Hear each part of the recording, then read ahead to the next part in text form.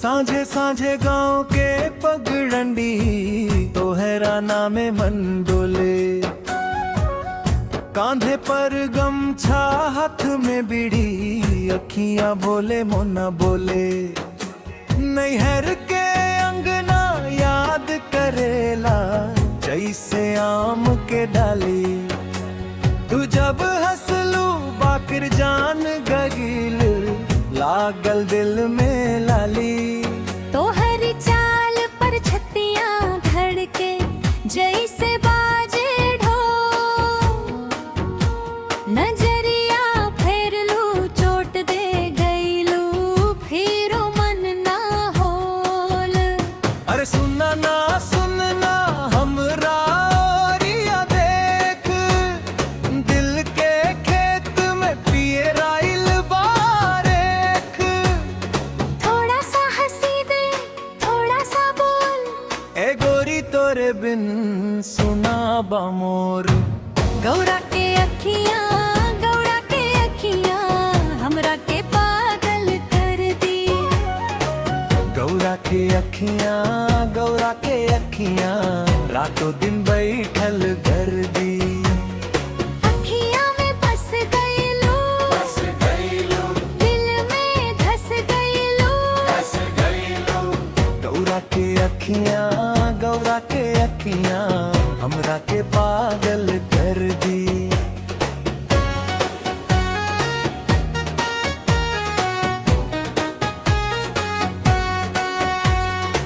सोनवा के टिकुली नाक के फुल्ली घरे घरे चर्चा होखे। तू चल लू जवन मोड़वा से लइका सभे पाछा होखे। हम त खेते खेते काम करीत मनवा तोहरे गिन ले। दूधिया भोर में चूल्हा जा रे तबो तोहरे बिन ले। का जाने कैसे जादू कैलू नजरिया के तीर से। हमरा छाती में नाम लिख गईलू अपना हंसी के नीर से। आवस ना आवस ए हमरी जान तोहरे बिना सुना भइल बा जहां। जियरा के बगिया फिर से खिला, बस एक बेर कह दे हमरा के मिला। गौरा के अखियां हमरा के पागल कर दी। गौरा के अखियां रातों दिन बैठल कर दी। अखियां में बस गईलू दिल में धस गईलू। गौरा के अखियां हमरा के पागल कर दी।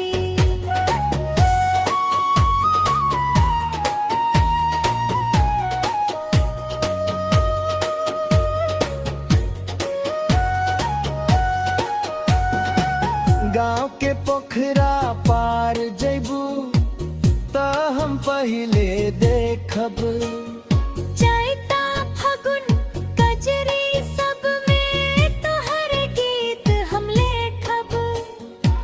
नद भौजाई हंसला सब जब तोहार नाम लैनी। हम तो साच कहता निरानी तोहरे बिन ना रहे पैनी।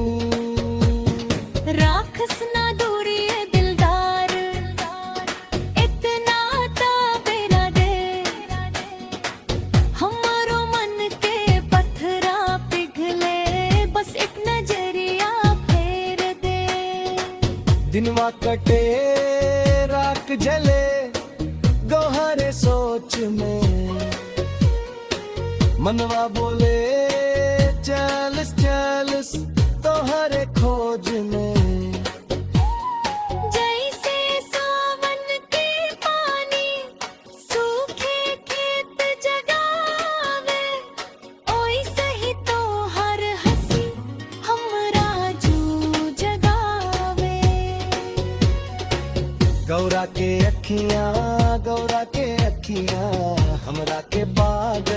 कर दी।